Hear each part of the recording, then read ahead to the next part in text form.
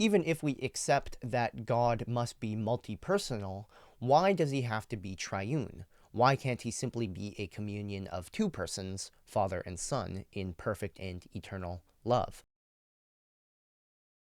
We've determined that God's mode of being must be one of relation or communion, as communion is the fullness of existence.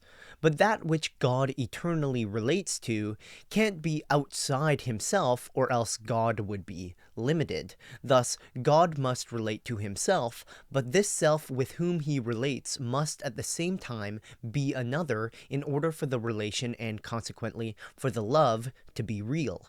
The Trinitarian structure corresponds to the paradoxical combination of these requirements. But the question remains, why must God be three persons and not just two? What makes the Holy Spirit necessary? Staniloae answers by saying that while the communion between two is necessary for the fullness of existence, it's not sufficient. Communion between two doesn't open up an unlimited horizon. Considered in itself, it represents a certain act of limitation. But the presence of the third enlarges the dimensions of existence to include in principle all that can exist. Staniloae uses the three dimensions of space as an analogy. If the I without any other dimension can be represented as a point, and the I-thou relation as a line drawn from one point to another, this relation to a third can be represented as a triangular surface, or, when there is more than one in the role of a third, as the circumference of this line or as a sphere, and the sphere represents the whole. Now we must emphasize that God isn't three because there's three spatial dimensions. There's three dimensions because God is three and his creation reveals his intrinsic character. And this character consists of the fullness of existence as perfect love and joy, which isn't possible with only two persons. This is because the love between two is sort of like a closed circuit, an égoïsme à deux, to borrow a French expression. A love between two alone closes off everything outside, and it's only with the presence of a third that this love can become generous and extended outwards. Through assuring that the love between the two doesn't become a closed and limited reality, the third also confirms the reality of the two. The lone I, the unipersonal God, assuming it could even exist, is in a sort of solipsistic dream state. It has no assurance of its existence because there's no other distinct from itself to confirm its reality. Staniloae argues that even two eyes maintain a certain level of dreamlikeness, and it's only when these two eyes meet in a third that they're given an absolute assurance of their existence.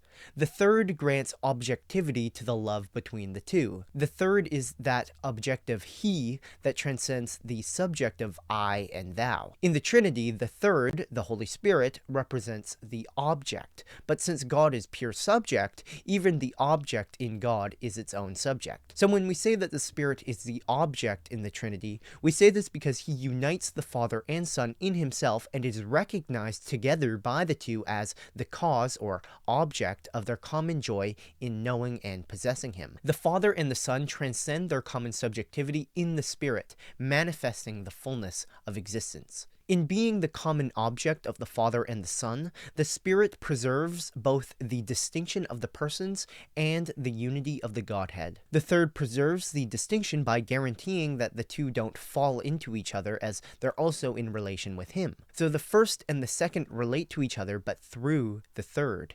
In loving the third, the love of the Father and the Son is never a self-enclosed and selfish duality, but one extended outwards in generosity and openness. The Spirit preserves the unity of the Godhead by acting as the bridge between the Father and the Son. This is why he's often referred to as the love of the Father and the Son. The Spirit plays the special role of bearer of love from the Father to the Son and from the Son to the Father. The Spirit is the hypostatic form of the eternal actualizing and conveying of the Father's love for the Son's and the Son's response to this same love. The hypostatic part of this quote must be emphasized because when we say that the Spirit is the love of the Father and the Son, we don't mean he's some impersonal force. No, he's his own proper person. We also don't mean to say that only the Spirit loves and the Father and the Son do not.